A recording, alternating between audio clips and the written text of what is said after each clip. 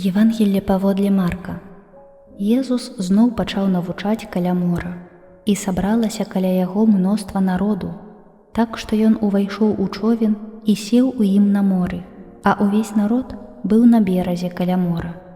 Ён шмат чаму навучаў іх у прыпавесцях і ў сваім павучанні казаў ім: «Слухайце, вось выйшаў сейбіт сеяць. І калі сеяў, сталася так, што адно зерне упала пры дарозе. Прыляцелі птушкі і падзяўблі яго. Іншае упала на камяністае месца, дзе было мала зямлі.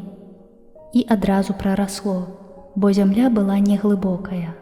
А калі ўзышло сонца, яно завяла, бо не мела карэння і засохла.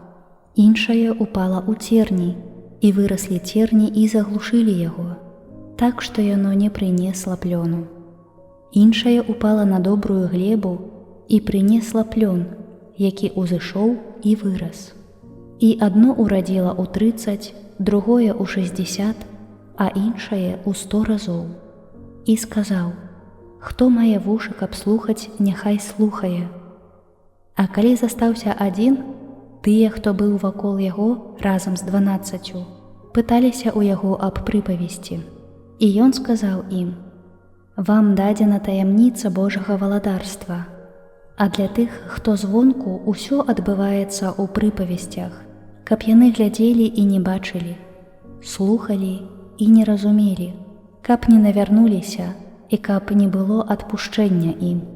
І сказаў ім: «Не разумееце гэтай прыпавесці?